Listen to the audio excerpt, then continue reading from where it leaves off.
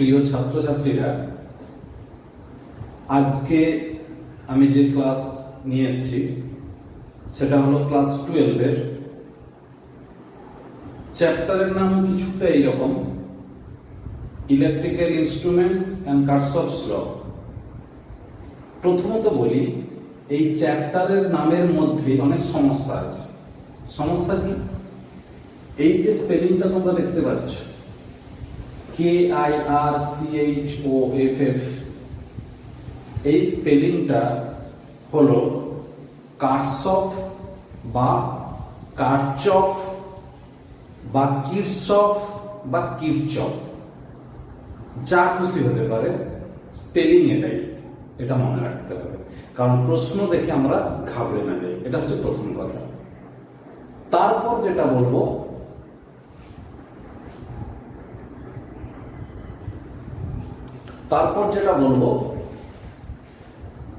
এই চ্যাপ্টারে মূলত যেটা আমাদের দরকার, কিছু প্রুফ,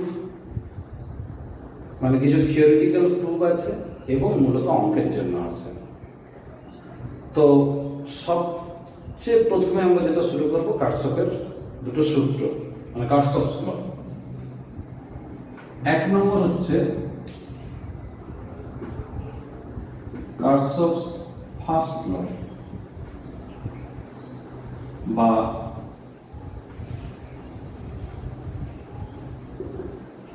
কিরশফের প্রথম সূত্র। কিরশফ, কারশফ, যা খুশি হতে পারে, যেটার শর্ট ফর্ম হলো KCL।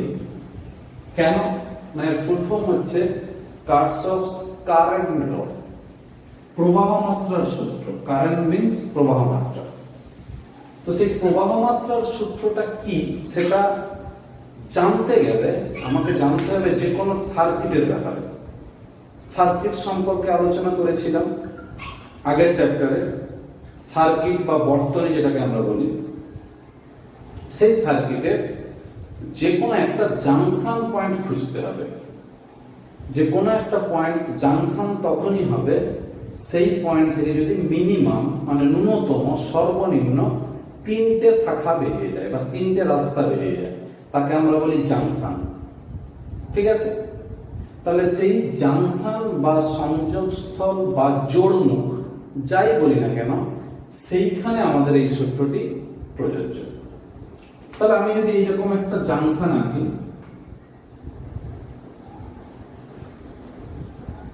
এই 5টা রাস্তা আমরা করলাম। দেখা যাবে এই 5টা রাস্তার মধ্যে কোন রাস্তা দিয়ে কারেন্ট একটা ঢুকলো I1, এটা দিয়ে হয়তো ঢুকলো I2, এটা দিয়ে বেরিয়ে গেল I3, আবার হয়তো এটা দিয়ে এলো I4, আবার হয়তো এটা দিয়ে বেরিয়ে গেল I5। অর্থাৎ কোন একটা পয়েন্টে যখন অনেকগুলো লাইন যোগ হবে, তখন আমরা দেখব যে ওই লাইনগুলোতে কারেন্ট আসতেও পারে ওই পয়েন্টের দিকে, আবার ওই পয়েন্ট থেকে বাইরে বেরিয়ে যেতেও পারে। তো এখানে আমাকে একটা স্ট্যান্ড পয়েন্ট নিতে হবে, অর্থাৎ এই যে ও মিটিং পয়েন্ট বা জাংশন পয়েন্টের রেসপেক্টে যতগুলো কারেন্ট আমরা দেখতে পাচ্ছি, দেখতে হবে যে কোন কোন কারেন্ট এলো ওই পয়েন্টের দিকে বা কোন কোন কারেন্ট বেরিয়ে গেল। অর্থাৎ প্রবাহ মাত্রার এখানে ডিরেকশনটা খুব ইম্পর্টেন্ট। সেই জন্য বলছি যে কোনো একটা সংযোগস্থলের সাপেক্ষে, কোনো বর্তনীতে কোনো একটা সংযোগস্থলের সাপেক্ষে প্রবাহ মাত্রার বীজগাণিতিক যোগফল যেন শূন্য হয়। এটাই হলো আমাদের এই সূত্রের বিবৃতি। অর্থাৎ at any meeting point of a circuit the algebraic sum of all the currents will be 0. এইটাই হলো কারশফের ফার্স্ট ল, একদম সাদামাটা হলো। তাহলে এখন আমরা যদি ধরে নিই যে ও পয়েন্টের দিকে আসাটা পজিটিভ, তাহলে আমরা ধরবো ও পয়েন্ট থেকে বেরিয়ে যাওয়াটা নেগেটিভ।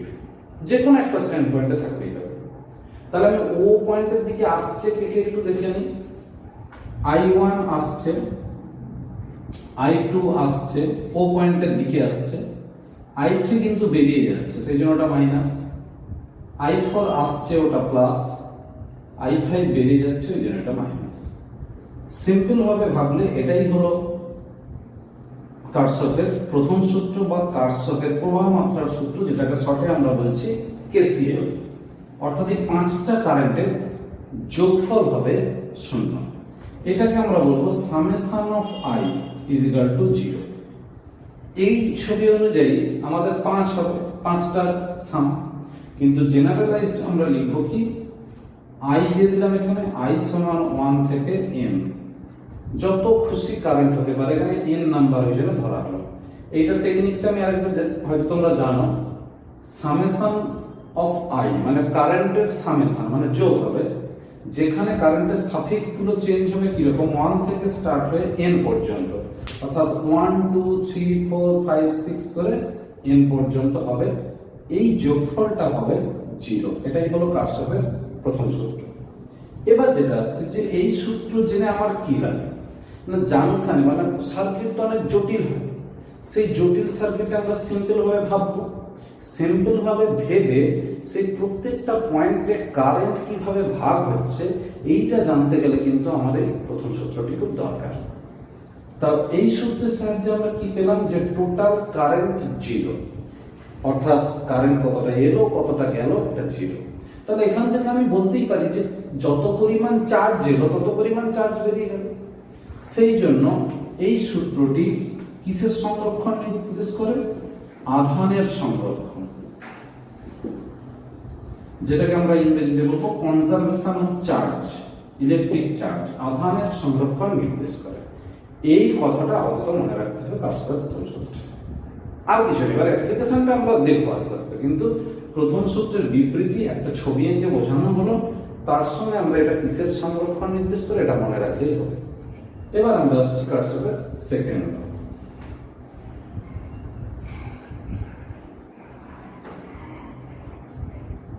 কারশফস সেকেন্ড ল, কারশফের দ্বিতীয় সূত্র, এটার শর্ট ফর্ম হলো কেভিএল, কারশফস ভোল্টেজ ল, অর্থাৎ কারশফের ভোল্টেজ সূত্র। এখানে যেমন কারেন্টের ক্ষেত্রে একটা জাংশন পয়েন্ট দরকার হয়েছিল, ভোল্টেজের বেলা কিন্তু লাগবে বদ্ধ বর্তনী, যেটা ইংরেজিতে বলি আমরা ক্লোজ সার্কিট। সেই ক্লোজড সার্কিটের ক্ষেত্রে কি দেখবো যে সার্কিটটা যেন ফুলফিল হয়ে থাকে। কিছু সার্কিট যখন আমরা একটা বড় সার্কিট দেখেছি তার মধ্যে যখন ছোট ছোট অংশে ভাঙবো আমরা দেখতে পাবো যে কিছু হয়তো ছোট সার্কিটে ব্যাটারি নেই, কিছু সার্কিটে ব্যাটারি আছে, তোমরা দেখতেই পাবে।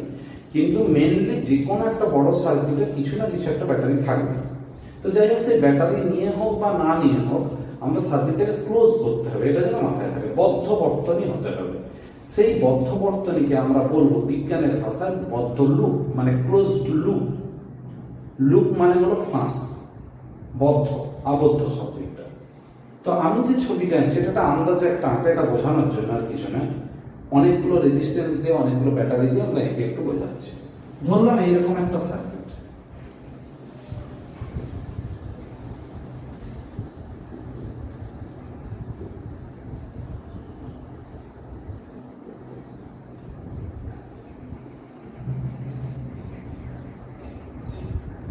ধরলাম এরকম একটা সার্কিট যেখানে ব্যাটারিগুলোর নাম দিচ্ছি E1 E2 E3। এই ব্যাটারিগুলোর অভ্যন্তরীণ আমি ধরছি না, এমনি সার্কিটের অন্যান্য রূপগুলো দেখেছি ধরছি, জিনিসটা একই হবে। R1 R2 R3 R4 R5 আন্দাজে ধরতে হবে। এইবার আমাকে দেখতে হবে যে কারেন্টের ডিরেকশন কিভাবে ইন্ডিকেট করে, এটা আমাকে ধরে নিতে হবে। কিভাবে? যেমন এই যে সার্কিটটা দেখতে পাচ্ছি, এই সার্কিটে একটাই মাত্র ব্যাটারি আছে, যে ব্যাটারির এটা প্লাস এটা মাইনাস, তাহলে জেনারেলি আমাদের কারেন্টটা কিন্তু যাবে প্লাস থেকে মাইনাস। আমার এই হাতের দিকটা দেখো, ক্লকওয়াইজ কারেন্ট এই লুপে, সেই জন্য আমরা এরকম একটা কারেন্ট ক্লকওয়াইজ সিম্বল দিয়ে দিলাম। এই সিম্বলটা বোঝাচ্ছে যে এই লুপে, মানে এটা একটা বদ্ধ লুপ, ব্যাটারি আছে, রেজিস্ট্যান্স আছে মানে রোধ আছে, এবং একটা আবদ্ধ, কোথাও খোলা নেই। আমি চাবি দিতেও পারি নাও পারি, এটা জাস্ট সিম্পল একটা থিওরি বোঝাচ্ছি বলে তাই। তাহলে কারেন্টটা কোন দিকে যাবে এটা আমি বুঝে গেলাম এই ব্যাটারি থেকে। এবার এখানে E2 আর E3 আছে, এইখানটা একটু প্যাঁচের আছে, আমি একটু বলছি ভালো করে খেয়াল করো। আমি যদি এই লুপটা এইভাবে দেখি তাহলে কি পাচ্ছি, এই ব্যাটারির প্লাস মাইনাস, অর্ডারটা খেয়াল করো, প্লাস মাইনাস প্লাস মাইনাস, তাহলে একই অর্ডার আছে। আমি যদি এদিক দিয়ে দিতাম মাইনাস প্লাস মাইনাস প্লাস, অর্থাৎ দুটো ব্যাটারি একই অর্ডারে আছে, অর্থাৎ সুন্দরভাবে একই দিকে সাজানো আছে, তাহলে এক্ষেত্রে কিন্তু দুটো ব্যাটারি যোগ হবে, E2 এবং E3 যোগ হবে, কারণ ওই সার্কিটের মধ্যে দুটো ব্যাটারি একই দিকে। কিন্তু যদি এরকমটা হতো, আমি দেখাচ্ছি একটু, যদি এটা হতো এই, তখন কি হতো, প্লাস মাইনাস মাইনাস প্লাস, আবার খেয়াল করো, প্লাস মাইনাস মাইনাস প্লাস, উল্টো দিকে লাগানো আছে। আমি যদি এদিক দিয়ে যাই প্লাস মাইনাস মাইনাস প্লাস, আমি যদি এদিক দিয়ে যাই মাইনাস প্লাস প্লাস মাইনাস, যেদিক দিয়ে যাবো কিন্তু অর্ডারটাকে উল্টো পাচ্ছি। এখান থেকে বুঝতে হবে যে এই দুটো ব্যাটারি একই দিকে নেই, তাহলে একই দিকে নেই মানে বিয়োগ হবে।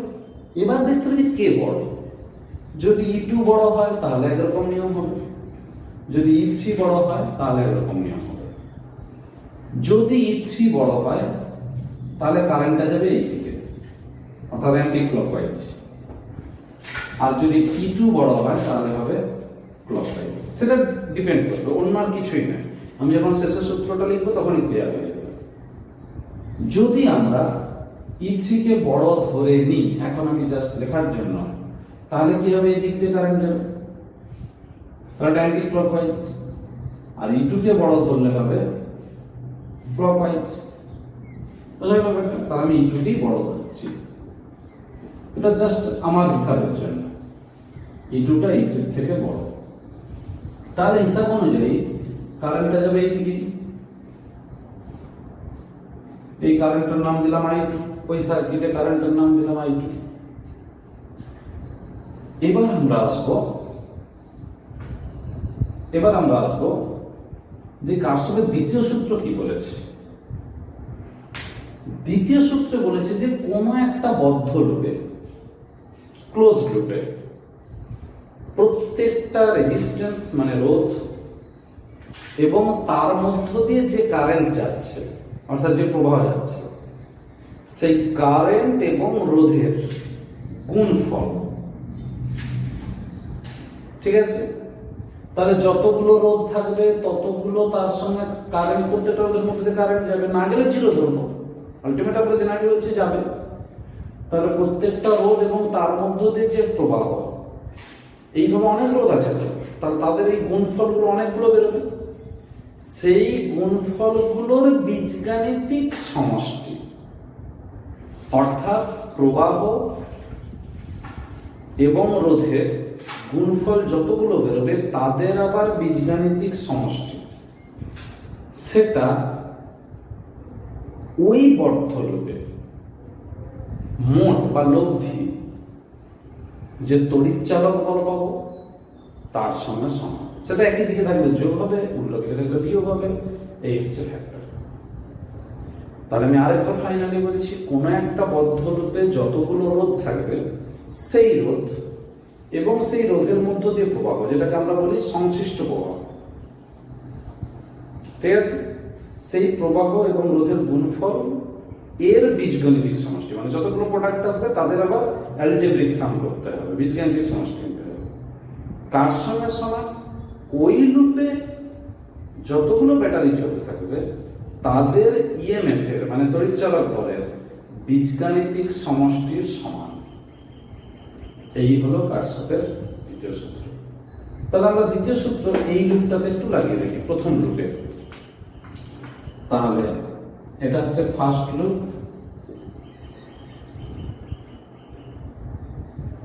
এইটা, আর এটাকে বলছি second loop.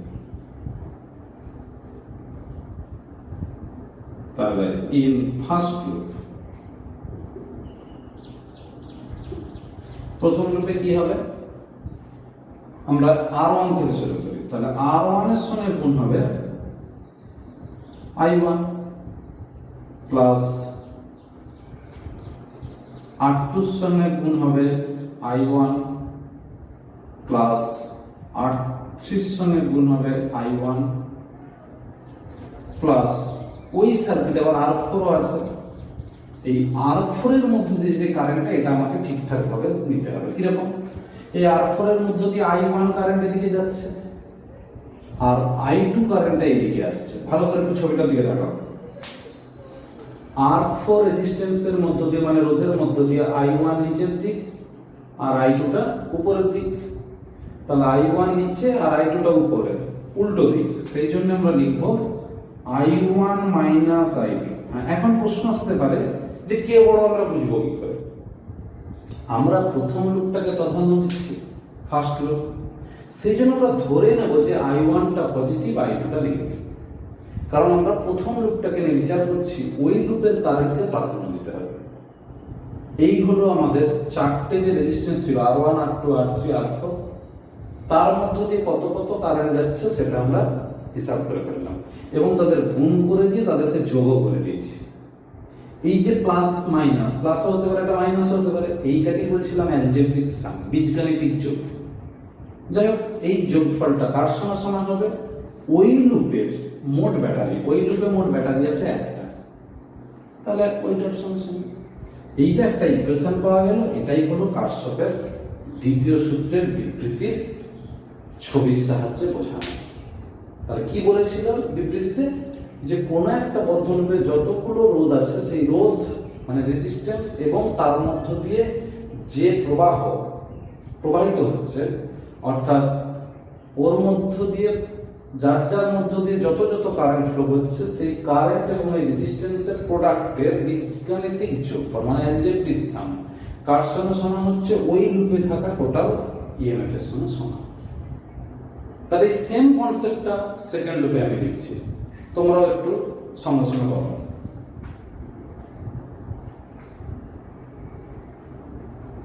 In second loop I2, আচ্ছা প্রথমে R4 থেকে শুরু করি। তাহলে R4 এর সঙ্গে কত গুণ হবে? I2 minus I1। কেন? মানে সেকেন্ড লুপ ধরেছি, ওর মধ্য দিয়ে কারেন্ট হচ্ছে I2। তাহলে I2 যদি এই দিকটা উপর দিক হয়, পজিটিভ ধরি, তাহলে I1 তখন নিচের দিক। আমার হাতে দিকটা ভালো করে দেখো। এইটার বেলা কি হয়েছিল? I1 কে প্রাধান্য দিয়েছিলাম, মানে নিচের দিকটা প্লাস ছিল, তখন উপরের দিকটা কি তার রেসপেক্টে মাইনাস। সেই জন্য I1 যদি নিচের দিক হয় পজিটিভ, তাহলে I2 হবে উপরের দিক negative. I1 positive, I2 negative. ঠিক একই ভাবে যখন আমি সেকেন্ড লুপে যাব, তখন I2 হবে পজিটিভ উপরের দিক, তখন I1 হবে নেগেটিভ। তারপরে আমি কি করলাম? আর কি আছে? R5 প্লাস R5 এর মধ্যে দিয়ে একটাই কারেন্ট, সেটা হচ্ছে I2। তাহলে দুটো রোধ, তার মধ্যে দিয়ে কত কারেন্ট, এটা গুণ করে দিলাম। কার সঙ্গে সমান হলো? আমি E2 কে প্রাধান্য দিয়েছিলাম, সেই জন্য E2 মাইনাস E3। কারণ ওই লুপে দুটো ব্যাটারি আছে, এই লুপে যেমন একটা ব্যাটারি, এই লুপে দুটো ব্যাটারি, E2 আর E3। সেখানে E2 টাকে আমরা প্রাধান্য দিচ্ছি, এই জন্য আমাদের এইরকম এলো। ঠিক আছে, এটা আসছে আমরা। তাহলে আমরা দুটো সূত্র আমরা হিসাব করলাম বা ব্যাখ্যা করলাম। সেখানে এই সংরক্ষণটাকে আমরা বলছি শক্তির সংরক্ষণ। কেন না? আগের সূত্র থেকে আমরা পেয়েছি আধানের সংরক্ষণ মানে চার্জের সংরক্ষণ, এটাতে আমরা পেলাম ভোল্টেজ। I পাওয়ার মানে ভোল্টেজ মানে বিভব। তাহলে চার্জের সঙ্গে বিভবটা গুণ হয়ে গেল, সেই জন্য এটা শক্তির সংরক্ষণ। তাহলে এনার্জি কনজারভেশন ল হোল্ড করছে দ্বিতীয় সূত্র, প্রথম সূত্র হচ্ছে চার্জের কনজারভেশন ল হোল্ড করছে। দুটো সূত্র, দুটো সংরক্ষণ, দুটো সূত্রকে ডিটেলসে বোঝানো হলো। এতটা অবধি আগে তোমাদেরকে ক্লিয়ার করতে হবে, তারপর আমরা এর ব্যবহারিক প্রয়োগে আসবো।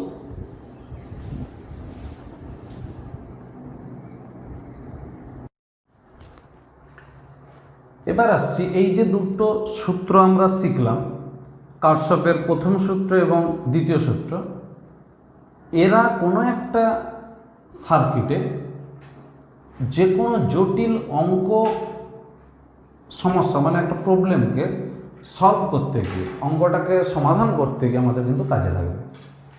তো তার একটু ছোট্ট নমুনা, যেটাকে আমরা নাম দিই নোড ভোল্টেজ, অর্থাৎ কোনো একটা সার্কিটের কোনো বিন্দুর বিভব মানে ভোল্টেজ কিভাবে হিসাব করতে হয় তার একটা ছোট্ট একটা সরলীকৃত সার্কিট করে দেখানো হচ্ছে।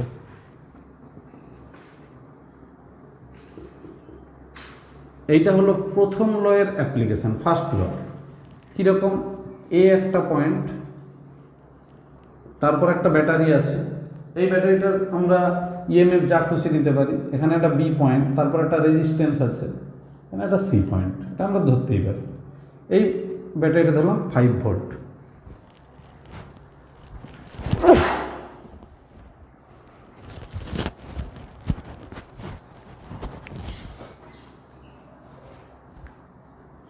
এ পয়েন্টের ভোল্টেজ ধরলাম ভি। এটা যদি 5 ভোল্টের একটা ব্যাটারি হয়, মানে তড়িৎ কোষ বা সেল হয়, তাহলে এখানে হবে V-5, কারণ এই 5 ভোল্টটা টপকে এসে গেছে, সেই জন্য এখানে কিন্তু কমে যাবে। এইটার আমি রেজিস্ট্যান্সের ভ্যালু 8 দিলাম, সি পয়েন্টটা 0 ধরে নিলাম। তো এটা একটা শ্রেণীর সমবায় আছে, কিন্তু আমরা দুটো পার্ট পেয়ে গেছি। তো এইভাবে আমরা এ পয়েন্টের ভোল্টেজ যদি ভি হয়, সি পয়েন্টের যদি 0 হয়, তাহলে এখানে ব্যাটারি আছে, মানে তাহলে বি পয়েন্টের কত হবে সেটা আমরা হিসাব করলাম। আর কারেন্টটা কিন্তু এই সার্কিটে একই থাকবে, মানে এটা একটাই সার্কিট, বা এটাকে একটা ক্লোজ সার্কিটও ভাবতে পারি যদি এটাকে আর্থ করে দিই বা আরেকটা ব্যাটারির সঙ্গে যোগ করে দিই। এই টেকনিকটা এখানে বোঝানো হয়েছে। যাই হোক, আমরা এইভাবে লিখতে পারবো যে এই এবি অংশের ক্ষেত্রে I =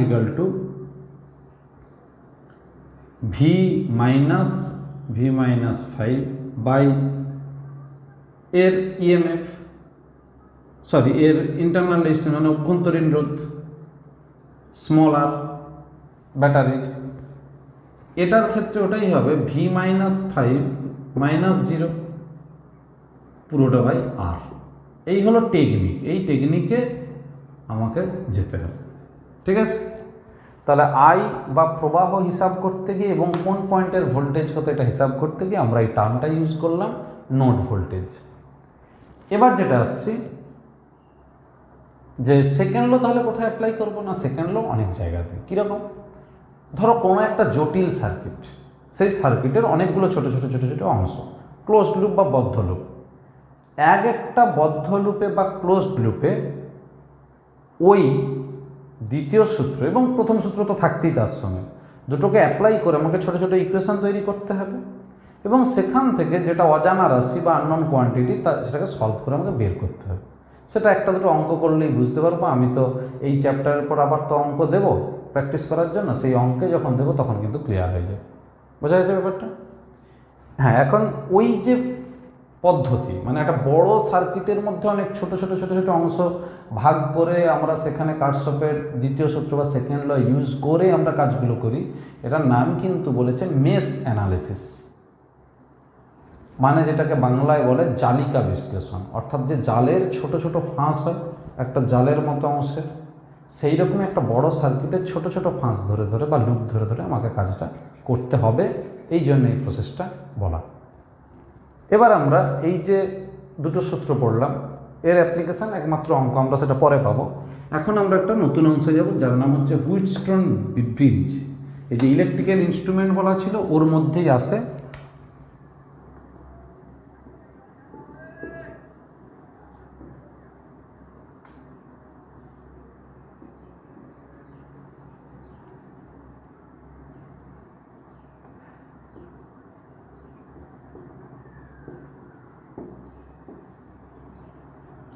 প্রথমত বলি ব্রিজ ব্যাপারটা কি। 2-এর বেশি রেজিস্ট্যান্স, 3টে বা 4টে সাধারণত, 7টা 8টা 16টা এরকম অনেক হতে পারে। এই ধরনের সংখ্যক মানে এতগুলো করে রেজিস্ট্যান্স বা রোধ নিয়ে যদি আমি কোনো সার্কিট তৈরি করি ব্যাটারি ফ্যাটারি সংযোগ করে, তখনই তার নাম হয়ে যায় হুইটস্টোন ব্রিজ।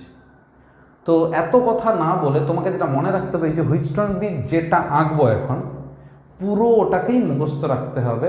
এটা মুখস্থই বলছে এই কারণে শুনতে খারাপ লাগলেও কিছু করার নেই, একদম নাম সহ মুখস্থ, একদম রেডি থাকবে। ছবিটা আনছি।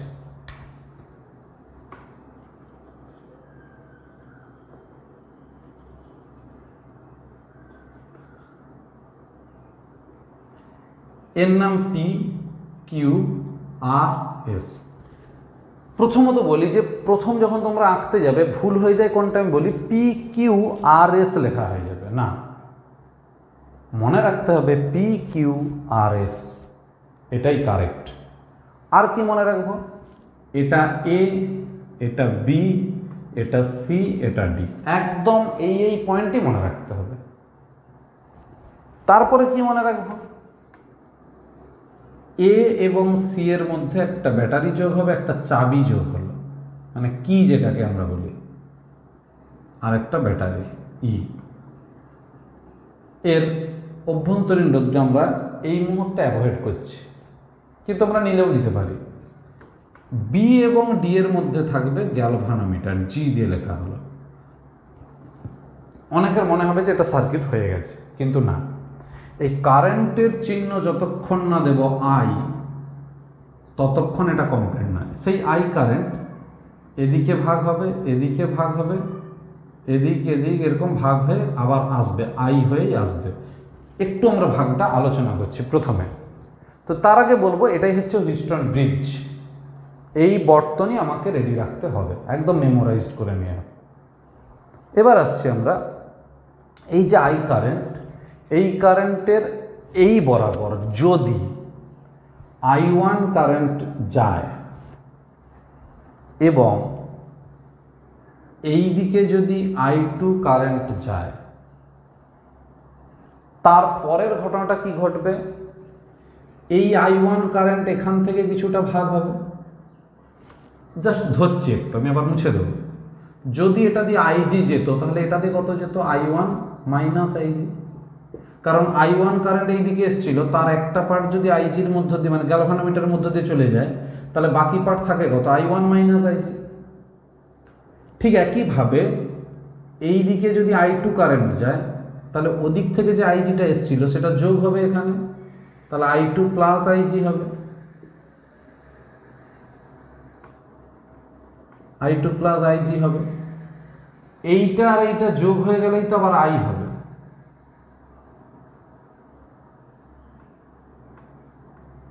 বোঝা গেছে ব্যাপারটা, I2 প্লাস আইজি আর I1 মাইনাস আইজি যোগ করে দিলেই তো I1 প্লাস I2, মানে এবার আই হয়ে যাবে। তো এইটা যেমন সম্ভব হতে পারে, আবার এইটা দিয়ে আসার পর আইজিটা ওদিক দিয়ে যেতে পারে, মানে ওই দিক দিয়ে কারেন্টটা না এসে কারেন্টটা তো এই দিক দিয়েও যেতে পারত, তখন উপরের দিকে আইজি, এটা হবে I2 মাইনাস আইজি, তখন ওটা হতো I1 প্লাস আইজি। আলটিমেট কিন্তু সেই যোগ করলে I1 প্লাস I2ই হতো, মানে আই হতো। অর্থাৎ কারেন্ট যেভাবেই ভাগ হোক না কেন আসতো কিন্তু এই পদ্ধতিতেই আবার আই কারেন্টই ফিরে আসতো। এই সমস্ত কিছু সম্ভব হবে যখন আমি ব্যাটারিটা লাগাবো এবং তার সঙ্গে চাবিটাকে অন করব, মানে সুইচ অন করব। তো এখন প্রশ্ন উঠছে যে এই ব্রিজটার কাজটা কি না, এই ব্রিজের কাজ কিন্তু খুব ইন্টারেস্টিং। এইভাবে যদি কারেন্ট ভাগ হয়ে যায় তাহলে আমাদের ক্ষেত্রে কিন্তু হিসাবে খুব জটিল হয়ে গেল ব্যাপারটা, কারণ কোনটা উপর দিয়ে নিচের দিকেও আসতে পারে, নিচ থেকে উপরের দিকেও যেতে পারে, সেভাবে আমাকে তাহলে ভাগ করে করে হিসাব করতে হয়। কিন্তু এই ব্রিজের একটা নিয়ম হলো যে আমাকে এমনভাবে এই রোধগুলোকে চয়েস করতে হবে পি কিউ আর এস, যাতে করে গ্যালভানোমিটারের মধ্য দিয়ে প্রবাহ যাবে না। আরেকবার বলছি, we have to chosen such values of P, Q, R and S such that there is no current through the galvanometer. So the current through galvanometer will be 0. This condition is called null condition. আরেকবার বলছি, P Q R এবং SK এমনভাবে choice করবো, মানে এমনভাবে আমরা select করব, নির্বাচন করব, করে এই সার্কিটে বসাবো যাতে করে এই গ্যালভানোমিটারের মধ্য দিয়ে কারেন্ট যাবে না, কারেন্টটা 0। তাহলে কারেন্ট যদি না যায় তাহলে পুরো I1 কারেন্টটা এইটা দিয়ে যাবে, পুরো I1 কারেন্টটা তখন এইটা দিয়ে যাবে, আর এই I2 কারেন্টটা পুরোটাই এইটা দিয়ে যাবে।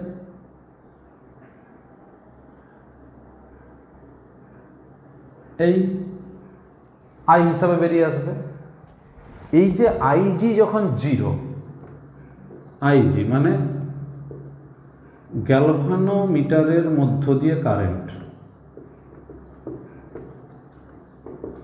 মধ্য দিয়ে প্রবাহ 0, এই অবস্থা হলো নিস্পন্দ অবস্থা। এর অনেক নামগুলো সবগুলো বলছি। প্রতিমিত অবস্থা,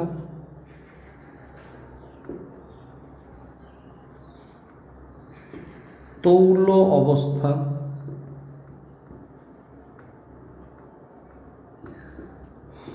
সাম্য অবস্থা বা একসঙ্গে লিখলে হয় সাম্যাবস্থা। ইংরেজিতে বলবো নাল কন্ডিশন, ব্যালেন্সড কন্ডিশন,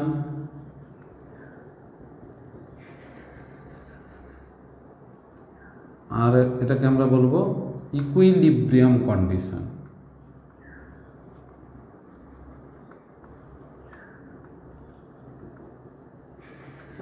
এই তাহলে এতগুলো শুধু নাম, তার মানে প্রত্যেকটার মানে কিন্তু একই, গ্যালভানোমিটারের মধ্য দিয়ে কারেন্টটা 0।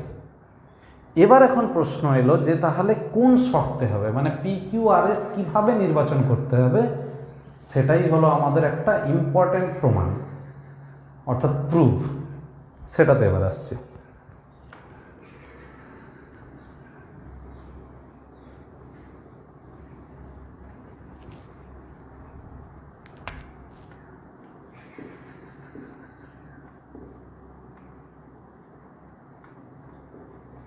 হুইস্টন ব্রিজের নিস্পন্দ অবস্থার শর্ত প্রমাণ। একটা সাধারণভাবে প্রমাণ হবে, আর একটা কারশফের সূত্র প্রয়োগ করে প্রমাণ হবে। বোঝা গেল কথাটা? তার প্রথমে আসছি আমরা সাধারণ প্রমাণে। কিভাবে না, আমরা সিম্পলভাবে লিখতে পারি যে VA মাইনাস VB অর্থাৎ potential difference between A and B is equal two I1 into P, V সমান IR, ওহমের সূত্র থেকে আমরা লিখতেই পারি।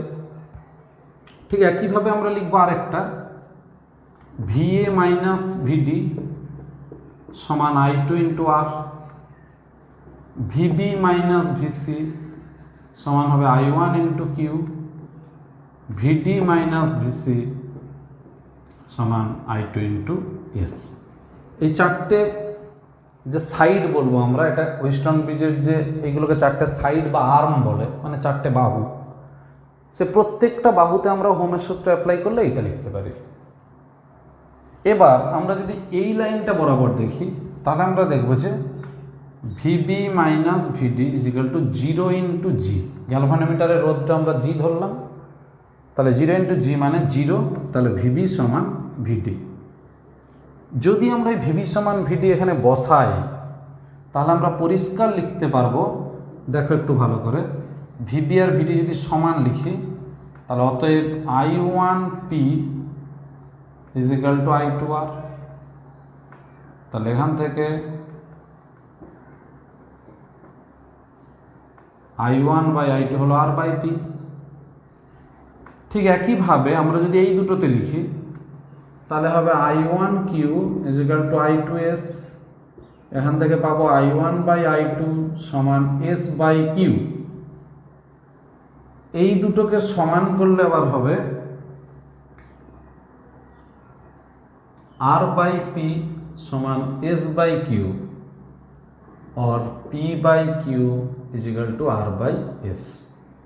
এই হলো আমাদের শর্ত। এটা আমরা সাধারণভাবে প্রমাণ করলাম, একদম সিম্পল ওয়েতে ওহমের সূত্র অ্যাপ্লাই করে। এরপর আমরা এই একই প্রমাণই করব কারশফের সূত্র প্রয়োগ করে, কারশফের দ্বিতীয় সূত্র প্রয়োগ করে। এবার সেটাতে আসছে। ছবি একই থাকবে, শুধু প্রমাণের টেকনিকটা পাল্টে যাবে। দুটো দুটোই পরীক্ষায় আছে, উল্লেখ করাও থাকতে পারে বা নাও থাকতে পারে। কেভিএল প্রয়োগ করে, applying KVL in loop A B D A. আমি লুপটা একবার দেখাচ্ছি কীভাবে হচ্ছে। A B D A, A B D A, এই লুপটা, অর্থাৎ এ বি ডি এ লুপে ইন এইটা applying KVL, applying KVL I1P, এই দিকে কারেন্ট যাচ্ছে, প্লাস 0 ইন্টু জি, নিচের দিকে নামলো, এবার এই দিক, তাহলে I1টা এই দিক ছিল, I1টা যদি পজিটিভ হয় তাহলে I2টা হচ্ছে নেগেটিভ, উল্টো দিক হয়ে যাচ্ছে। কারণ এই I1টা আমি পজিটিভ ধরেছি, এই লুপটা ভালো করে হাতের দিকে তাকাও, I1 পজিটিভ, এই নামলো, এবার এই উঠছে, কিন্তু I2 ডিরেকশন ওই দিকে, সেই জন্য মাইনাস I2 ইন্টু আর ইজিক্যাল টু 0। কেন 0 না, ওই লুপে কোনো রকম কোনো ব্যাটারি নেই, কোনো রকম কোনো ইএমএফ নেই, তড়িৎচালক বল নেই, সেই জন্য এটা 0 হলো। এখান থেকে আমি লিখতে পারবো I1P ইজিক্যাল টু I2R, বা I1 বাই I2 সমান R বাই P। এটা 1 নম্বর। ঠিক একইভাবে ইন লুপ BCDB, লুপটা আরেকবার দেখাচ্ছি, BCDB, হাতের দিকে তাকাও, BCDB, এই লুপে অ্যাপ্লাইং কেভিএল, কি লিখবো আমরা, I1 into Q, I1 into Q এই দিক, তারপরে এই দিক, এই কারেন্টটা এই দিকে ছিল, এই দিক, তাহলে মাইনাস I2S মাইনাস 0 ইন্টু জি, এটা মাইনাস হোক বা প্লাস হোক, এটা 0ই হবে, আর কোনো ব্যাটারি নেই বলে 0। তাহলে এখান থেকে পাবো I1 বাই I2, এটা স্টেপ দেখাই, I1 into Q is equal two I2S, তাহলে I1 by I2 into Q by S, এটা হচ্ছে 2 নম্বর। ফ্রম 1 and 2,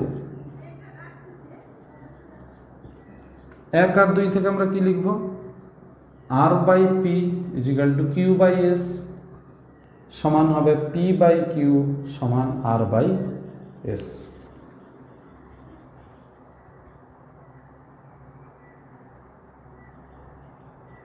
আচ্ছা আচ্ছা, এটা একটু ভুল লেখা হয়ে গেছিলো, সরি, এটা হবে এস বাই কিউ হবে, এটাও হবে এস বাই কিউ। তাহলে ওখান থেকে আমরা পাচ্ছি P by Q is equal to R by S. ব্যাস, এই হচ্ছে আমাদের প্রুফ হলো। তাহলে দুটো প্রসেসেই প্রুফ করলাম আমরা হুইটস্টোন ব্রিজ। এবার আমরা দেখব যে এর অ্যাপ্লিকেশান কি, মানে কোথায় কোথায় আমরা একে ইউজ করতে পারি। এই হুইটস্টোন ব্রিজ প্রয়োগ করেই আমরা, অর্থাৎ পি বাই কিউ সমান আর বাই এস, এই যে 4টে রেজিস্ট্যান্স বা রোধ দেওয়া আছে, এই যন্ত্র ব্যবহার করে বা এই নীতিটা ব্যবহার করে আমরা কি করব, পি কিউ আর এস এর মধ্যে 3টে দেওয়া থাকবে, একটা আননোন আমাকে বের করতে হবে। সেটা বিভিন্ন যন্ত্র অনুযায়ী বিভিন্ন তার প্রসিডিওর আছে, অর্থাৎ পদ্ধতি আছে, নীতি সবসময় এইটা আমরা লাগাবো। সেই জন্য এর ব্যবহারিক প্রয়োগ এবার আমরা আসছে। আচ্ছা, প্রসঙ্গত আরেকটা কথা একটু বলে রাখি, এই গ্যালভানোমিটার এবং এই ব্যাটারি যদি আমরা এক্সচেঞ্জ করি, অর্থাৎ আমি এই জায়গাটা এখানে নিয়ে গেলাম, এই জায়গাটা এখানে আনলাম, অর্থাৎ বি এবং ডি এর মধ্যে ব্যাটারি লাগালাম, এ এবং সি এর মধ্যে গ্যালভানোমিটার লাগাবো, তাহলে কিন্তু কোনো রকম কোনো অসুবিধা হবে না। অর্থাৎ তার যে প্রিন্সিপালটা সেটা কিন্তু চেঞ্জ হবে না, নীতিটা সেম থাকবে। এবার আমরা এই হুইটস্টোন ব্রিজের সাহায্যে যে রেজিস্ট্যান্সগুলো মাপি, সেই রেজিস্ট্যান্সটা কত ধরনের হয় এটা আমরা এবার দেখব।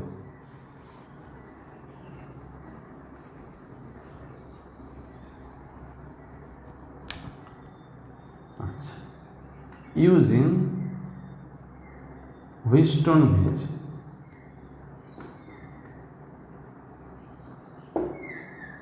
আমরা কি করতে পারি, ডিটারমাইন দি আননোন রেজিস্ট্যান্স। কি কি যন্ত্র ইউজ করে, মিটার ব্রিজ, আর বি হলো post office box, PO box বলি আমরা। তো আমাদের সিলেবাসে এইটা আছে, মিটার ব্রিজটা খুব ডিটেলসে জানতে হবে, ঠিক আছে? তাহলে আমরা এই যে আননোন রেজিস্ট্যান্সটা আমরা হিসাব করব সেটা কোন রেঞ্জে হবে? 3 ধরনের রেজিস্ট্যান্স হয়।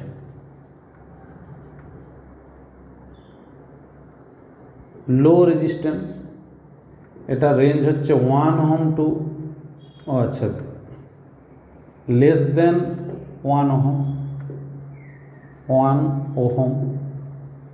অর্ডিনারি যেটা 1 ওহম টু 1000 ওহম, অর্থাৎ 1 ওহম থেকে 1000 ওহম। আর হাই রেজিস্ট্যান্স হবে, পরিষ্কার বোঝাই যাচ্ছে, মোর দেন,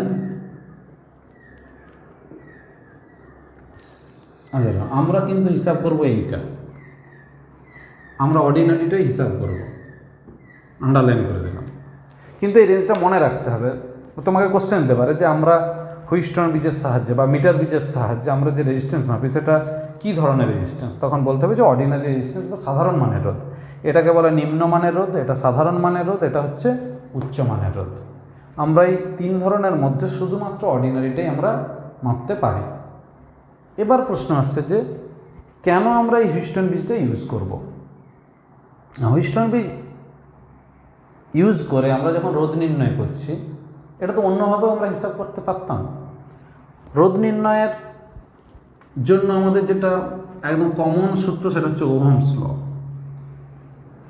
তাহলে আমি যদি এরকম একটা কথা বলি যে why the resistance is not measured by Ohm's law. কেন আমরা ওহমের সূত্র থেকে মেজার করছি না ওহম সূত্রটা? না, এটা খুব ইম্পর্ট্যান্ট একটা কোশ্চেন, শুনে রাখো একটু ভালো করে, গল্পের মতো বলেছি। ওহমস ল থেকে কিন্তু আমরা সরলীকৃতভাবে খুব সহজভাবে ভি এবং আই মেপে নিয়ে আমরা কিন্তু আর বের করে নিতে পারি। কিভাবে? না, আর সমান ভি বাই আই। কিন্তু প্রশ্ন উঠে আসছে এই যে ভি মাপলাম বা আই মাপলাম, এটা কি কারেক্ট? এটাতে কিন্তু এরর রয়ে যাচ্ছে, ত্রুটি রয়ে যাচ্ছে। কেন না, এটা আমি আগের চ্যাপ্টারে আলোচনা করেছিলাম। যদি কোনো সার্কিটে আমরা যে অ্যামিটারটা যোগ করছি কারেন্ট মাপার জন্য, অর্থাৎ প্রবাহ মাপার জন্য, সেই অ্যামিটারের রেজিস্ট্যান্স যদি 0 ওহম হতো, অর্থাৎ 0 ওহম যদি হতো, তবে আমরা অ্যাকুরেট মাপতে পারতাম। আরও একটা, এবং ভোল্টেজ যেটা মাপি ভোল্টমিটারের সাহায্যে, তার রেজিস্ট্যান্স যদি ইনফাইনাইট অর্থাৎ অসীম হতো, অর্থাৎ আইডিয়াল কেস বা আদর্শ ক্ষেত্রে অ্যামিটারে রোধ হতে হয় 0, ভোল্টমিটারে রোধ হতে হয় অসীম, ইনফাইনাইট আর 0। যদি এই দুটো অ্যাকচুয়ালি থাকতো তাহলে কিন্তু আমরা রোধ মেপে ফেলতে পারতাম। কিন্তু রিয়েল লাইফে আমরা যত ইনস্ট্রুমেন্ট পাই, মানে ভোল্টমিটার যেগুলো পাই, সেগুলো হয় খুব হাই রেজিস্ট্যান্সে, আমি বলেছিলাম মেগা ওহম রেঞ্জে, আর এটাও হয় খুব লো ভ্যালু, 0.0 10⁻², 10⁻³ ওহম অর্ডারের খুব কম মানে রোধ পাওয়া যায়। কিন্তু 0 তো নয়, এই সামান্য মান থাকার জন্য কিন্তু ওই দুটো পরিমাপে ভুল হওয়ার জন্য আর এরও ভ্যালু ভুল আসে বা আসতে পারে। কিন্তু আমরা এই হুইস্টন ব্রিজে কী করছি? কারেন্টটাকেই তো 0 করে দিচ্ছি। তাহলে হুইস্টন ব্রিজে আমরা যে থিওরিটা লাগাচ্ছি সেটা একটু খেয়াল করে দেখো, ই সমান ভি প্লাস আইআর। তাহলে কারেন্টটা 0 করার জন্য ই সমান ভি হয়ে যাচ্ছে। তাহলে এখানে ইএমএফটাই কিন্তু আমাকে ভি এর পরিমাপ দিতে পারে, যদি আমরা তাও একটু ত্রুটি রয়ে যায়, কারণ তারের তো সামান্য হলেও রোধ থাকে। যাই হোক, আমরা যেহেতু আইটাকে 0 ধরছি, সেই জন্য এখানে কারেন্ট 0 ধরে নেওয়ার ফলে অ্যামিটার বা গ্যালভানোমিটারের আর গুরুত্বটা থাকছে না যে কার রোধ কম কার রোধ বেশি। এই জন্য এই পদ্ধতিতে রোধ পরিমাপটা অনেকটা বেশি সঠিক হয়, এবং তোমাদের এটা প্র্যাকটিক্যালও হয়তো থাকবে মিটার ব্রিজ, সেই জন্য খুব ইম্পর্ট্যান্ট। আমরা আসবো এবার মিটার ব্রিজের সাহায্যে এই থিওরি অ্যাপ্লাই করে কী করে আমরা আননোন রেজিস্ট্যান্সটা হিসাব করতে পারি।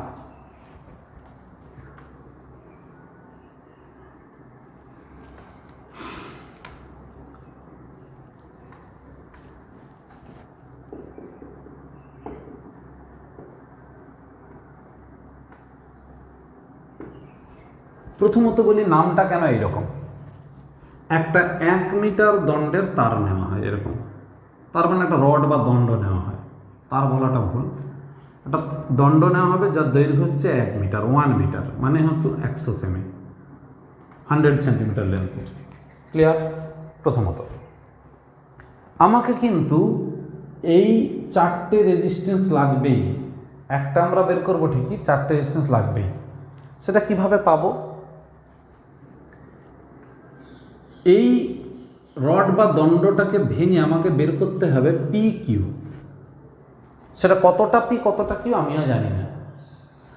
আমরা এখন ধরে নিচ্ছি যে এই পরিমাণটা পি, এখন ধরছি এই পরিমাণটা পি, এটা কিউ, তাহলে এই পয়েন্টটার নামটা কি হবে? এটা এ, এটা বি, আর এটা হলো সি। এইটা আগে নিলাম। আরেকবার বলছি, এই যে দণ্ডটা এর মধ্যে থেকে আমাকে পি কিউ নিতে হবে। আমি কতটা হবে জানি না, এখন একটা আন্দাজে আঁকা হচ্ছে যে এই পজিশনটা, তাহলে এই পজিশনটা পর্যন্ত যদি পি হয় তাহলে এ বি হবে P, A B, R BC হবে কিউ। ক্লিয়ার? তাহলে আমরা যদি এটাকে এল ধরি, এটাকে ধরবো কত? 100 মাইনাস এল। তাহলে প্রথমে একটু বের করে রাখি কি হয় ব্যাপারটা, না P is equal to rho L by এ।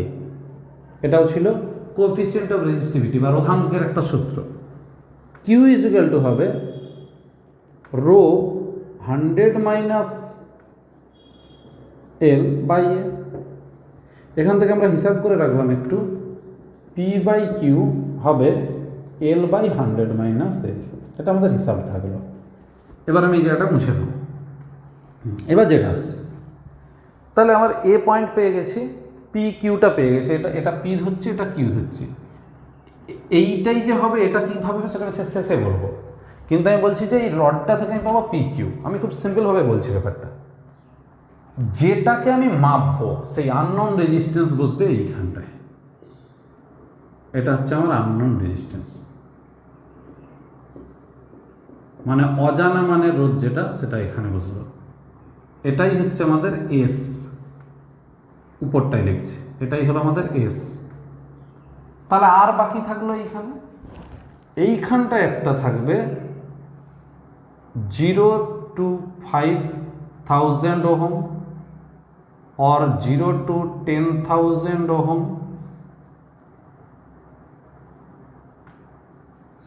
और 0 to ইনফাইনাইট ওহম। এইরকম আমি মেজার করতে পারবো রোধ, যে কোনো একটা থাকবে, হয় 0 থেকে 5000 ওহম মাপতে পারবো, এরকম একটা রোধ বাক্স, মানে রোধ বাক্স থাকবে, ওখানে যে কোনো মানে রোধ তোলা যাবে। 0 থেকে 10,000 মানের থাকতে পারে, বা 0 থেকে অসীম মানের থাকতে পারে। এইটার নাম দেওয়া হবে আর। তাহলে এখন প্রশ্ন আসছে, এই এর সঙ্গে যখন এটা যোগ হচ্ছে আর, তাহলে এই পয়েন্টটা নিশ্চয়ই হবে ডি, এর সঙ্গে আর ডি, আর ডি থেকে এস এটা হবে সি, মিলে গেল। এরপর কোনটা ছিল? বি এবং ডি এর মধ্যে গ্যালভানোমিটার ছিল, এটা গ্যালভানোমিটার। আর ব্যাটারি ছিল এ এবং সি এর মধ্যে, এই হলো ব্যাটারি। এবার এখানে একটা আমি চাবি দিয়ে দিলাম, কে, পুরো সার্কিটটা মিলে যাবে, একদম সুন্দরভাবে মিলবে। তাহলে এই যে ছবিটা, এবার আমি রডটাকে সলিড করে দিচ্ছি যাতে বুঝতে সুবিধা হয়। এইটাই হলো আমাদের মিটার বিজের যে রড বা লেন্থটা। এই অর্থাৎ আমরা যে 1 মিটার যে তারটা নিয়েছিলাম, সেইটা এইটা যে দণ্ডটা নিয়েছিলাম, এই পয়েন্টটা বি, এটা এ, এটা সি, এটা আর, এটা এস, যা যা বলে দিয়েছি। এবার তাহলে প্রশ্ন হচ্ছে যে বি পয়েন্টটা সিলেকশন কিভাবে হবে, সেটা এবার বলব। নিয়মটা একটু বলি, এই আননোন রেজিস্ট্যান্স কত আছে আমরা জানি না, এটা তো আমরা বের করব, তার মানে এই ভ্যালুটা আমরা বের করব। তাহলে বাকি 3টে আমাকে জানতে হবে। নিয়মটা হলো এইটাই, এই যে ডি থেকে যে বিতে একটা গ্যালভানোমিটার লাগানো আছে, এই পয়েন্টটা থাকবে ওপেন, খোলা থাকবে। খোলা মানে আমি সেই পয়েন্টটা যেখানে খুশি টাচ করাতে পারবো, যে কোনো বিন্দুতে আমি ছোঁয়াতে পারবো, সেই বিন্দুটার নাম হবে জকি, জে দিয়ে লেখা হয়। অর্থাৎ এইখানে যে একটা সিম্বল আমি জে দিয়ে লিখলাম, জকি।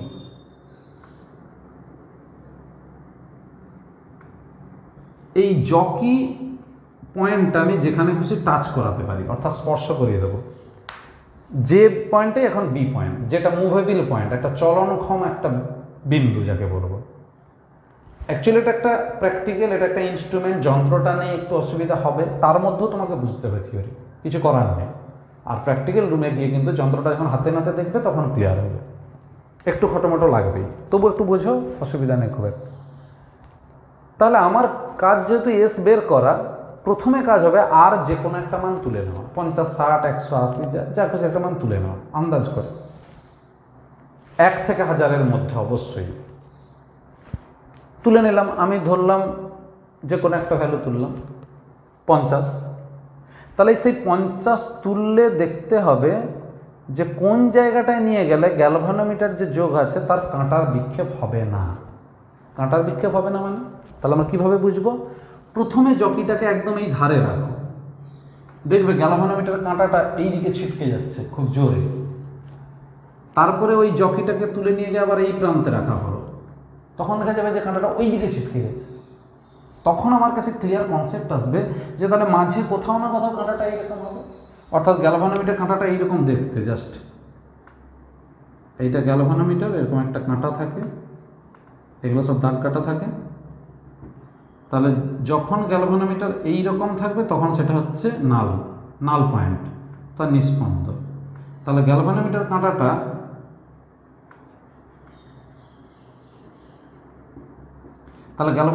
যখন এই দিকে হবে তখনও কারেন্ট যাচ্ছে, যখন ওই দিক হবে তখনও কারেন্ট যাবে। এইরকম থাকলে আমরা ধরবো যে কারেন্টটা যাচ্ছে না।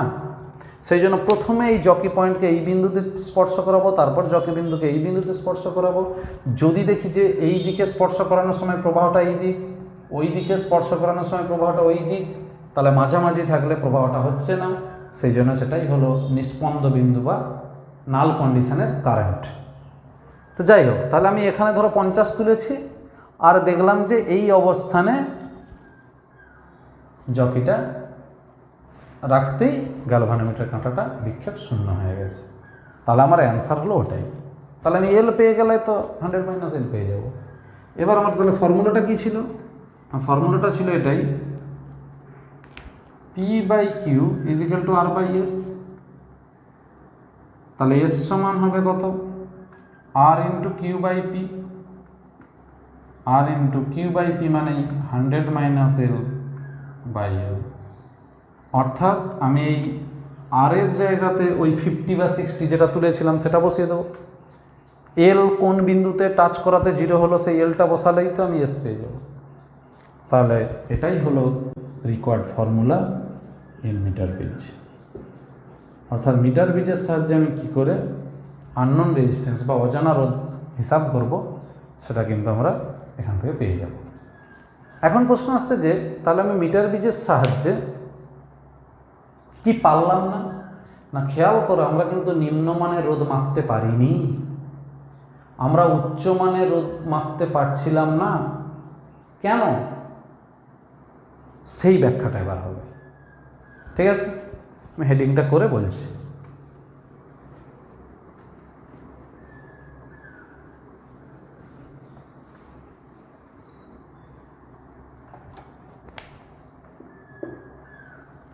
তাহলে কেন নিম্নমানে মানে লো রেজিস্ট্যান্স মাপা যায় না? কেন নিম্নমানের রোধ পরিমাপ করা যায় না? নিম্নমানের রোধ মানে তাহলে এসের জায়গায় নিম্ন খুব কম বসবে, 1-এর কম। যদি 1-এর কম রোধ বসে তাহলে কম ভ্যালু। খেয়াল করো, আমরা কিন্তু এই তারের যে রোধ কম বলেই তাকে আমরা নেগলেক্ট করেছিলাম। যখন আমি নিম্নমানের রোধ এখানটায় বসালাম তখন কিন্তু এই তারের রোধগুলো আমার হিসাবের জন্য গ্রহণযোগ্য হয়ে যাবে। অর্থাৎ আমরা যে ওয়্যারগুলো নিয়ে কানেক্ট করেছিলাম রেজিস্ট্যান্সগুলোকে, সেই ওয়্যারের রেজিস্ট্যান্স নেই বলে তাকে আমরা নেগলেক্ট করে দিয়েছিলাম। এখন যদি আমরা ধরে নিই যে এস ভেরি স্মল, তাহলে এস উইল বি কনক্লুডেড, তাকে আমরা নিচ্ছি হিসাবের মধ্যে। তখন বলছে যে তাহলে আমাকে এই যে ওয়্যারের যে রেজিস্ট্যান্সগুলো ছিল তাকেও হিসাবের মধ্যে ইনক্লুড করতে হবে, যেটা আমাদের পক্ষে খুব একটা সহজ কাজ নয়। কারণ কতটা তার জুড়েছি, তার রোধ কত, প্রত্যেক ক্ষেত্রে হিসাব করে করে বের করা কিন্তু খুব একটা ইজি নয়। সেক্ষেত্রে কিন্তু আমাদের এই রেজিস্ট্যান্স যখন আমরা হিসাব করব ভুল চলে আসবে, অর্থাৎ আমাদের এই যে ব্রিজটা, হুইস্টন ব্রিজটা, তার সেন্সিটিভিটিটা লস করে যাবে, অর্থাৎ তার সুবিধিটা নষ্ট হয়ে যাবে। তখন এই যন্ত্রটা খুব একটা ঠিকঠাক মাপ দেবে না। কখন? যখন আমরা নিম্নমানের রোধ ইউজ করব। এবার প্রশ্ন আসছে, তাহলে আমরা উচ্চমানের কেন মাপতে পারছি না? কেন উচ্চমানের রোধ মাপা যায় না?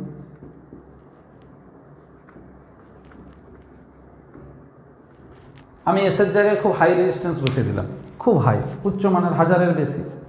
যখনই বসিয়ে দেবো এই লাইনটাতে, মানে এই শাখায়, ব্রাঞ্চ বলে এটাকে, এই ব্রাঞ্চের মধ্য দিয়ে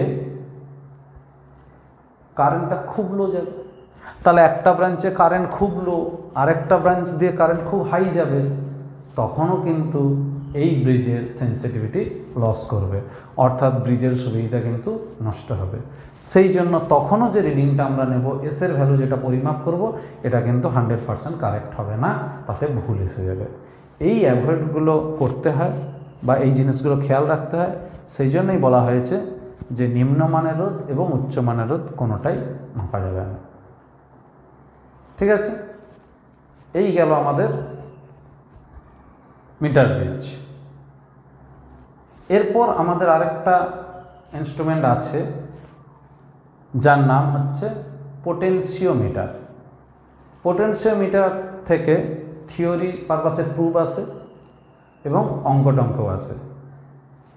এরপর আমরা আসছি পোটেনশিওমিটার।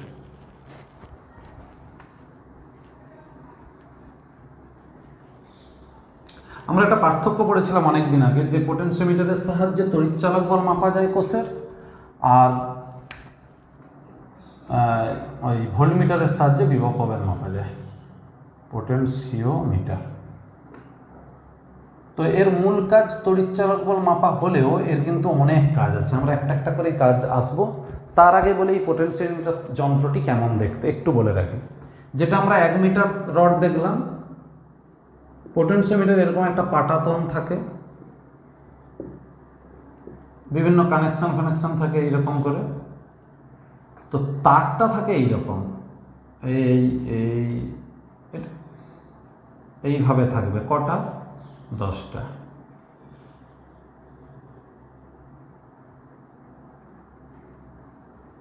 এই যে 1 মিটার, আর এখানে হচ্ছে 10 টাইমস, 10 বার হচ্ছে, তাহলে 10 × 1 মিটার সমান 10 মিটার সমান এত সেন্টিমিটার।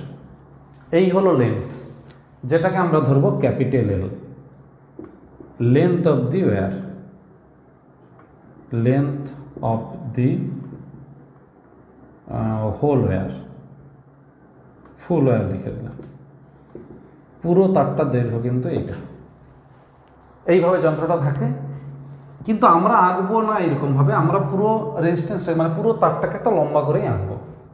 দেখাচ্ছি সে আঁকাটা কেমন হবে। তাহলে আমরা এইভাবে কিন্তু আঁকবো না, যেটা 1000 সেন্টিমিটার বা 10 মিটার হয়, আমরা তাকে একসঙ্গে একটা লম্বাভাবেই এঁকে নেব।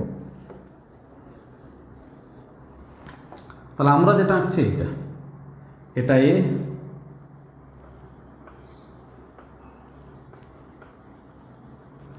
এই হলো বি। তাহলে বি এটা পোটেনশিওমিটার তার, এর রেজিস্ট্যান্স কত? ইকুয়াল টু আর, আর লেন্থ হচ্ছে এল, ক্যাপিটাল এল। এই দুটো আমরা ধরে নিলাম। প্রথম কাজ আমরা একটা একটা করে আসবো। প্রথম কাজ কি? 1 নম্বর কাজ হলো variable resistance.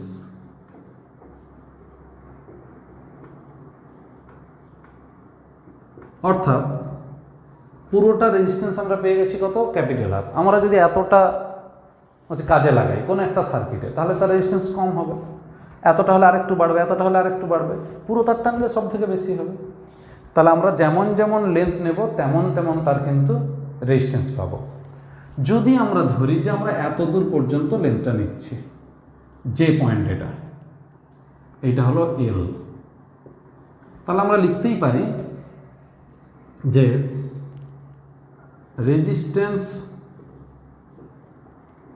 Of A J, এটাকে আর এ জে দিয়ে লিখলাম বা স্মল আর লিখলাম, এটা সমান তাহলে কত হবে? পুরো রেজিস্ট্যান্স তাকে তার লেন্থ দিয়ে ভাগ করলাম, তাহলে resistance per unit length into small L, তাহলে আর সমান এসে গেল capital R into L by L. তাহলে এই এল এর ভ্যালু যেমন যেমন হবে তেমন তেমন আমি স্মল আর এর ভ্যালু পেয়ে যাব। এইভাবে কিন্তু আমি স্মল আরটা হিসাব করতে পারি। তাহলে এটাই হলো ভ্যারিয়েবল রেজিস্ট্যান্স, মানে আমি এল চেঞ্জ করব আর চেঞ্জ হবে, এটাই ভ্যারিয়েবল রেজিস্ট্যান্স। এবার আসছি আমরা সোর্স অফ ভ্যারিয়েবল ইএমএফ, 2 নম্বর কাজ। Source of variable EMF, resistance যদি চেঞ্জ করতে পারি, এই সেম ছবি সব কিছু সেম থাকছে, তাহলে আমি এইটা লিখতে পারবো potential difference of AJ or EMF of AJ is equal to IR। তাহলে I ইন্টু এটা হিসাব করলে কত হবে?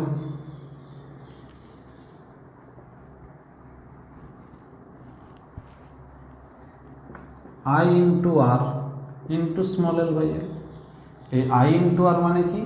আমি যদি পুরোটাতে একটা ব্যাটারি যোগ করি E0 নামে, এটা E0 নাম দিলাম, তাহলে E0 ইন্টু এল বাই এল, এটাই হলো ই বা ইএমএফ আমরা বলতে পারি। তাহলে E is equal to E0 into L by L. এটা মানেই কিন্তু আবার ভি এ জে, এ এবং জে এর মধ্যে। এবার আসছি আমরা 3 নম্বর কেস, যে কিভাবে আমরা কোনো একটা ব্যাটারির ইএমএফ হিসাব করতে পারি। তাহলে ক্যালকুলেশন অফ বা determination of EMF of a sell.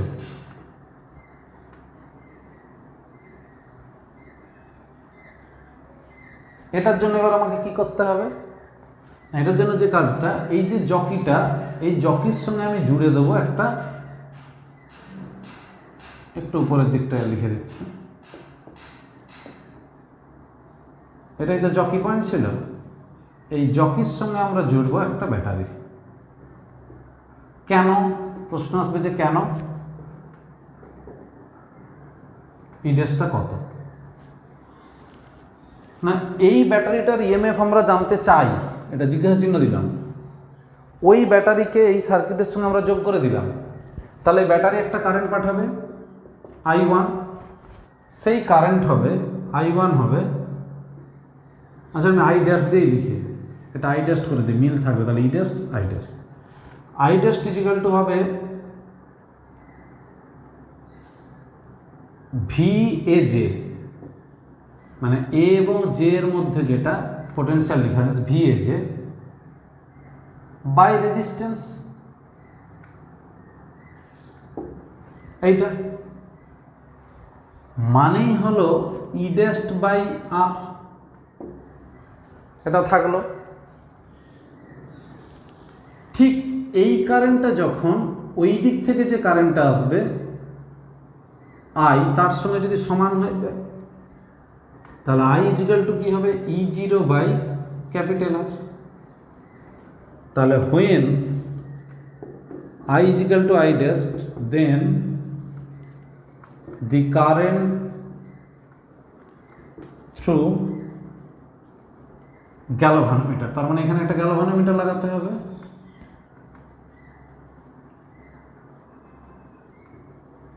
Will be 0।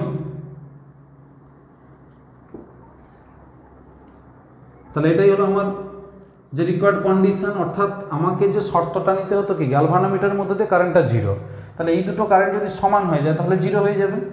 তাহলে E dashed by R is equal to E0 by R, এখান থেকে পাবো E dashed is equal to E0 into small R by capital R, এখান থেকে পাবো E dashed is equal to E0 into small L by capital L. এই হলো আমাদের equation, যেখান থেকে আমরা পাবো যে কোনো একটা ব্যাটারির ইএমএফ কী করে বের করে। এটাই কিন্তু মেন কাজ এবং এটাই পরীক্ষায় বেশি বেশি আসে। এছাড়াও এখনও দুটো প্রুফ আছে, সেটাও বলছি। এই ফর্মুলাগুলো মনে রাখলেই অঙ্কটা হবে, কিন্তু এই ফর্মুলাটাই মনে রাখাটা খুব কঠিন হয়ে যায়, কারণ এই যন্ত্রটা আমরা দেখিনি তো সেই জন্যই। আচ্ছা, এরপর যেটা আসছি আমরা পরবর্তী অংশের এর পরের যে হিসাবটা, সেটা কি বলেছে যে কম্প্যারিজন অফ, মানে 4 নম্বর যেটা কাজ, কম্প্যারিজন অফ 2 ইএমএফ। এটা সেরকম কিছু নেই, দুবার দুটো ব্যাটারি লাগাবো ই ড্যাশের জায়গায়। তাহলে একবার ই ড্যাশটা আমি কি পেয়েছি, E0 into L by L, এটা আমি ই ড্যাশের জায়গায় পেয়েছি। এবার ই ড্যাশ 1-এর জায়গায়, মানে আরেকটা ব্যাটারি যখন আমি লাগাবো, এই ব্যাটারিতে সরিয়ে দেবো, তখন এই জায়গাতেই যে জকি টাচ করবে এরকম কোনো মানে নেই, তার আগেও হতে পারে তার পরেও হতে পারে, তখন অন্য একটা লেন্থ পাবো। অর্থাৎ ই ড্যাশের জন্য আমি এল পেয়েছিলাম, E1 ড্যাশের জন্য আমি পাবো তাহলে L1 বাই এল, আরেকটা লেন্থ, আলাদা লেন্থ। সেখান থেকে আমি লিখতেই পারি যে E dash by E1 dash is equal to L by L1। তাহলে কি হলো, দুজনের ইএমএফ এর কম্প্যারিজন হলো, মানে তুলনা হলো। অর্থাৎ দুটো ব্যাটারির তড়িৎচালক বলের অনুপাত হবে তাদের দৈর্ঘ্যের অনুপাত। তাদের দৈর্ঘ্য মানে তারা যে যে দৈর্ঘ্যে নিস্পন্দ বিন্দু পেয়েছে, জকির যে যে দুটো অবস্থানে নিস্পন্দ বিন্দু পেয়েছে, সেই সেই দৈর্ঘ্যের অনুপাতের সঙ্গে তাদের অনুপাতটা সমান হবে। এটা পরিষ্কার বোঝা গেল এখান থেকে। এটাই হলো 4 নম্বর কাজ। এবার আসছি 5 নম্বর।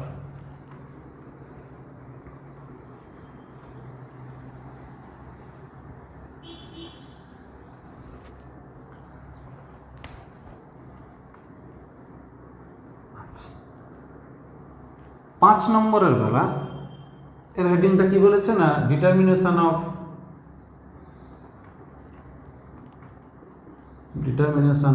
Internal resistance.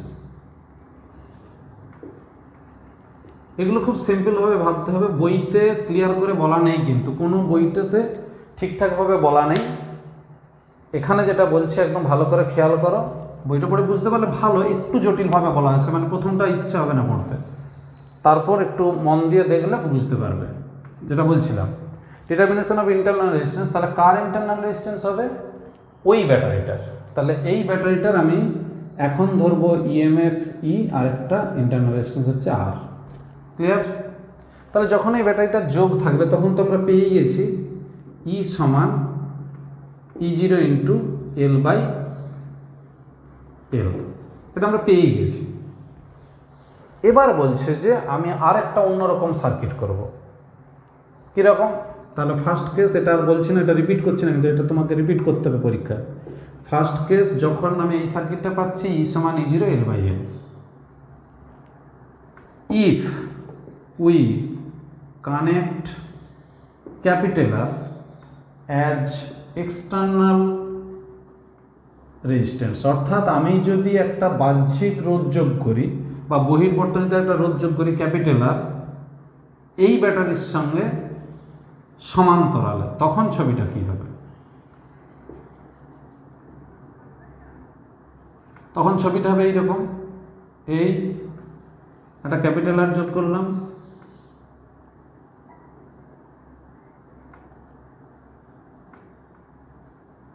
এই এবার তখন এই গ্যালভানোমিটার থেকে আবার জকি বেরিয়ে গিয়ে যোগ হবে। সেক্ষেত্রে পরিষ্কার এখানে বোঝা যাচ্ছে যে কারেন্টটা তো ভাগ হয়ে যাবে দুটো লাইনে, সেই জন্য আমরা বহির্বর্তনী রোধ পাবো। তখন কিন্তু আমরা বিভব প্রভেদটা মাপতে পারবো এবং তখন জকিটা এগিয়ে চলে আসবে।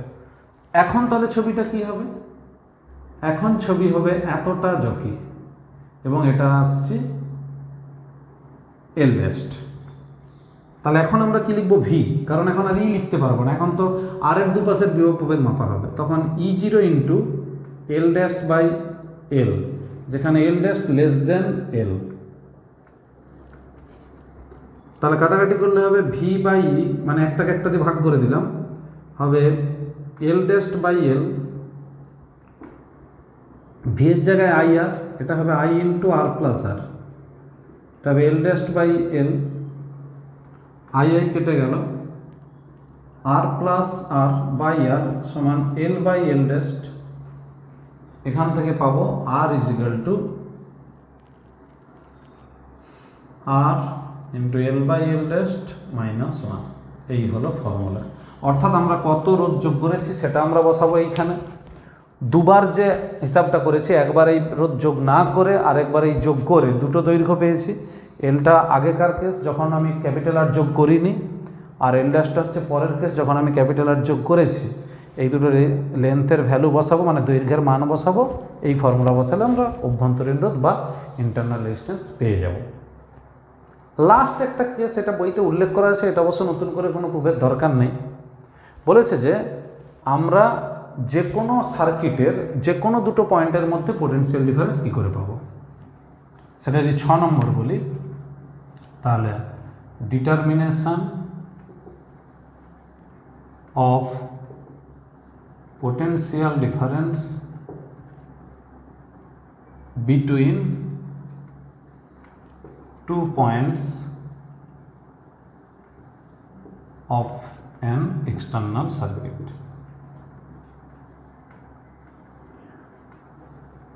এটা খুব সিম্পল ব্যাপার। যেখানে আমরা ব্যাটারিটা যোগ করেছি, যে ব্যাটারি ইএমএফ তৈরি করেছিলাম, অর্থাৎ আমরা 3 নম্বর ক্ষেত্রে সেখানে যেটা ইএমএফ তৈরি নির্ণয় করার জন্য আমরা ব্যাটারিটা এখানে যোগ করেছিলাম, এই যে জায়গাটা, এই জায়গায় এই ব্যাটারিটা না যোগ করে আমরা কি করব? দুটো পয়েন্ট বের করে নেব, এই একটা পয়েন্ট, এই একটা পয়েন্ট। এটা কোনো একটা সার্কিটের, এটা এক্সটার্নাল সার্কিট, এটা থিওরিটা বোঝানো হচ্ছে আর কি। কোনো একটা সার্কিটের যে দুটো পয়েন্টের মধ্যে আমি পোটেনশিয়াল ডিফারেন্স চাই, ধরলাম এক্স ওয়াই, তাহলে V X minus V Y is equal to, তখন যদি এটা এল লেন্থ থাকে তাহলে হবে E zero into L by L. Same জিনিস, যেখানে আমরা ইএমএফটা লিখেছিলাম, এখন সেখানে লিখবো আমরা দুটো বিন্দুর মধ্যে বিভব প্রভেদ বা potential difference between two points. এইটা যদি আমরা কোনো একটা সার্কিটের দুটো পয়েন্টে যোগ করে দিই, তাহলে আমরা সেখান থেকে কিন্তু পোটেনশিওমিটারের সাহায্যেও বিভব প্রভেদটা বের করতে পারবো। তাহলে আমরা মূলত এই চ্যাপ্টার থেকে আজকে অনেক কিছুই জানলাম।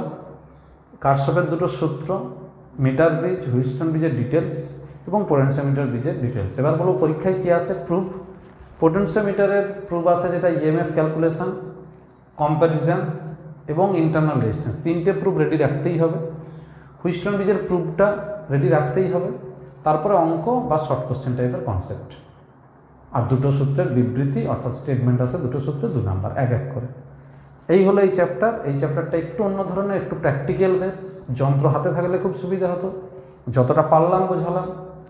যদি কোনো কিছু বুঝতে অসুবিধা হয় কমেন্ট বক্সে কমেন্ট করো। ভালো লাগলে বন্ধুদেরকে একটু শেয়ার করে দিও, আর আমার চ্যানেলটাকে একটু সাবস্ক্রাইব করে দিও, অবশ্যই লাইক দিও। আর যেটা বলবো, যদি এই চ্যাপ্টার নিয়ে কোনো প্রশ্ন থাকে তাহলে আমার এই চ্যানেলের নামে যে ফেসবুক পেজ আছে, যেটা আমার ডেসক্রিপশান বক্সে লিঙ্কও দেওয়া থাকবে, সেই পেজে গিয়ে তোমরা কোশ্চেনগুলো লিখে দাও, আমি কিন্তু দেখে ওখানে অ্যান্সার বলে দেবো। ঠিক আছে? আর থিওরি পড়ে যে কোনো বই একটা ফলো করবে, তার এক্সাম্পলগুলো একটু কষার চেষ্টা করবে। মূলত অঙ্ক বেসিস একটু কঠিন, দেখো কী করা যায়। ভালো থাকবে।